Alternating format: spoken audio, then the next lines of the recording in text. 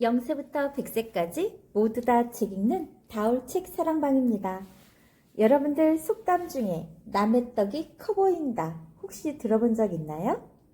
그거에 예를 들어서 선생님이 짤막한 동화 한 편 들려드릴게요. 작은 나무의 소원. 숲속에 작은 나무 한 그루가 있었어요. 나무는 날카로운 바늘처럼 생긴 가시잎이 무성하게 돋아나 있었죠. 그래서 새들도 그 나무에 앉거나 둥지를 만들지 않았어요. 내 나뭇잎은 참 보기 흉해. 어떻게 그런 잎을 가지고 있을 수 있니? 만약 내가 그랬다면 죽어버리고 싶었을 거야. 주위에 있는 나무들은 모두 작은 나무를 비웃었어요. 작은 나무는 너무 창피했죠. 그래서 신에게 빌었어요. 제가 뭘 잘못했다고 이러세요? 부디 저한테 아름다운 잎을 주세요. 이런 가시로 된 잎 말고 황금으로 된 잎을 주세요. 작은 나무가 소원을 빌자 정말로 작은 나무의 잎이 황금으로 바뀌었어요. 작은 나무는 매우 기뻐하면서 잠이 들었죠. 그날 밤이었어요. 우와, 이 나무의 잎은 황금이잖아. 좋아, 이걸 갖다가 팔면 돈이 되겠어. 도둑은 자루에 작은 나무의 잎을 모두 따서 담아 달아놨어요. 아침이 되자 작은 나무는 잎이 모두 사라진 것을 알았죠. 앙상한 가지만 남은 작은 나무는 너무 창피해서 신에게 다시 빌었어요. 황금 나뭇잎은 너무 눈에 띄니까 안 되겠어요. 저는 바람이 불 때마다 예쁜 소리가 나는 유리로 된 나뭇잎을 가지고 싶어요. 이번에도 신은 작은 나무의 소원을 들어주었어요. 그날 밤 엄청난 회오리 바람이 불었어요. 날씨가 사납고 험해서 작은 나무에 유리로 된 나뭇잎은 서로 부딪혀서 모두 깨지고 말았죠. 아침이 되자 작은 나무는 슬픔에 잠겼어요. 어젯밤 예쁜 나뭇잎이 모두 깨져버렸어요. 제발 한 번만 더 제 소원을 들어주세요. 난 다른 나무들처럼 잎이 넓고 예쁜 푸른 나뭇잎을 갖고 싶어요. 신은 이번에도 작은 나무에게 푸르고 풍성한 나뭇잎을 내려주었죠. 작은 나무는 너무 기뻤어요. 그런데 오후가 되어서 양 한 마리가 숲을 찾아왔어요. 양은 주위를 두리번거리다가 작은 나무에게 다가왔죠. 내가 먹기에 딱 안성맞춤인 나무로군. 양은 신이 나서 작은 나무의 나뭇잎을 모두 먹어버렸어요. 그날 저녁이 되자 작은 나무는 또다시 나뭇잎이 하나도 없이 앙상한 가지만 남았죠. 작은 나무는 무척 슬픈 얼굴로 이렇게 말했어요. 이제 화려하고 예쁜 나뭇잎 따위는 필요 없어요. 난 그냥 내가 갖고 있던 가시로 된 잎이 좋아요. 신은 작은 나무의 마지막 소원을 들어주었어요. 언제나처럼 다른 나무들은 변함없이 작은 나무의 가시잎을 비웃었죠. 하지만 작은 나무는 더 이상 불행하지 않았어요. 왜냐하면 작은 나무에게는 가시로 된 나뭇잎이 무엇보다 소중했기 때문이죠. 자, 여기 이 동화를 읽고 여러분들은 남의 떡이 커 보인다 속담 꼭 기억하세요. 좋아요, 구독 꾹 눌러주시면 선생님이 또 다른 속담 이야기 들려줄게요. 감사합니다.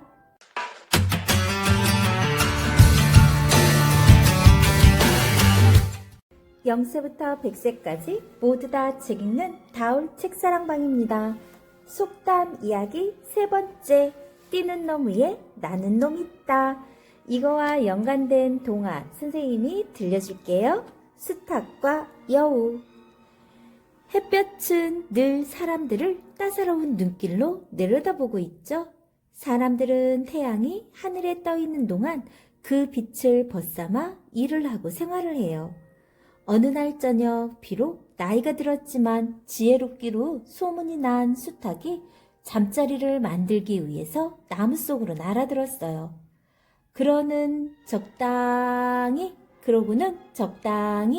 잘 자리를 만들고 그곳에서 자겠다는 신호로 크게 날개를 퍼덕이면서 소리를 질렀죠. 꼬꼬! 그렇게 주인에게 자기가 있는 곳을 알린 수탉이 막 잠을 청하려고 하는데 나무 아래 여우가 서성거리는 게 보였어요. 여우는 늘 닭들을 잡아가곤 했기에 수탉과 원수지간이었죠. 네가 왜 여기 있지? 우리 주인님이 올 시간이야. 너 그 놀랄만한 소식을 아직 못 들었니? 무슨 소식? 그러자 여우가 희죽희죽 웃으면서 대답했어요. 네 가족과 나의 가족 그리고 모든 동물들이 지금부터 영원히 평화롭고 친하게 살기로 약속했소. 여우의 말에 수탉은 곰곰이 생각을 하더니 이렇게 말했어요. 우와, 굉장하구나. 그 소식을 들으니 정말 기뻐. 그러고는 갑자기 먼 곳을 쳐다봤어요. 그러자 여우가 고개를 갸우뚱하면서 물었어요. 뭘 그렇게 보고 있니? 개 2마리가 그 기쁜 소식을 듣고서 여기로 달려오는 게 보여서 말이야. 수탉의 말에 여우가 화들짝 놀라서 도망치기 시작했어요. 수탉은 그럴 줄 알았다는 표정을 짓고 편안하게 잠을 잤습니다. 자, 어떤가요? 수탉과 여우 이야기. 뛰는 놈 위에 나는 놈 있다. 그렇죠. 여러분이 제일 똑똑하다고 생각하지만 여러분들보다 더 똑똑한 사람도 있다라는 거 생각하고 항상 겸손하게 생활하세요. 좋아요, 구독 꾹 눌러주시면 계속해서 재미난 이야기 들려드릴게요. 감사합니다.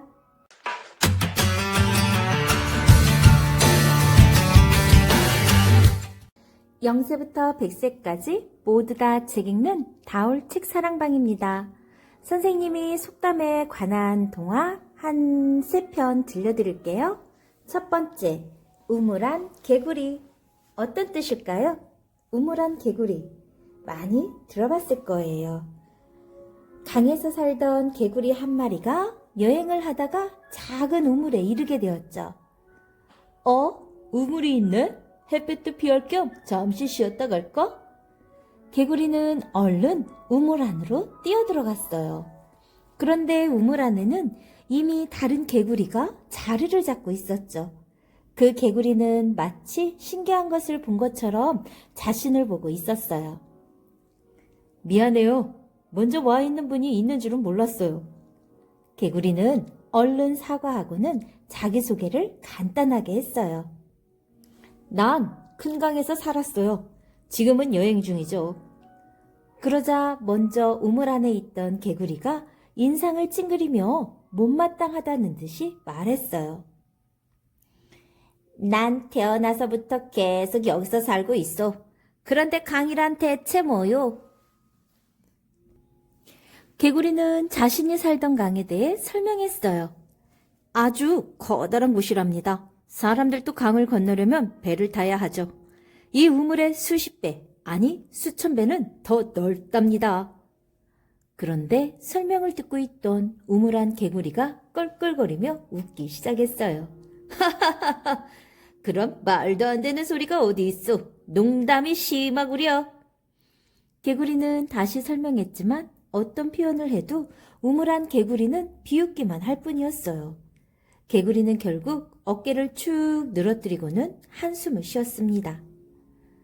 당신은 이 우물을 떠나본 적이 없으니 설명하기가 너무 어렵군요.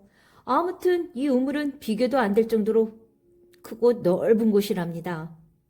그러자 우물 안 개구리가 자신이 앉아있던 자리에서 폴짝하고 한번 뛰고는 물었습니다. 이 우물보다 더 큰 게 있다는 말은 들어본 적이 없어. 그래, 당신이 살던 강이라는 곳이 이만큼 넓은 곳이오? 우물안 개구리의 말에 개구리는 고개를 가로저었어요. 아니, 그보다 훨씬 넓어요. 그러자 이번에는 우물안 개구리가 우물의 반 정도 길이를 폴짝 뛰고는 다시 물었습니다. 그럼 이만큼이요? 아니, 그건 비교도 안 되지요. 그러자 우물안 개구리는 우물의 한쪽 끝에서 다른 끝까지 있는 힘껏 뛰어 보였습니다. 그럼 이만큼이요? 강은 한 번에 뛸 수 없을 정도로 굉장히 넓고 깊답니다. 그러자 우물안 개구리는 버럭 화를 내며 소리쳤습니다. 이보시오, 난 이제껏 우물보다 큰 게 있다는 이야긴 들어본 적이 없소. 당신은 거짓말쟁이군. 당장 여기서 나가시오. 개구리는 한숨을 쉬면서 우물을 빠져나와 서둘러 가던 길을 갔답니다. 자, 어떤가요? 내가 생각하는 기준만으로 세상을 본다면 우물안 개구리와 같은 판단을 하고 있는 거죠. 다른 사람들이 이야기할 때도 그것을 여러분들 걸로 만들어서 실천으로 옮기는 것도 필요하답니다. 우물안 개구리 재미있게 들으셨나요? 자, 그러면 선생님이 또 다른 속담 이야기 들려줄게요.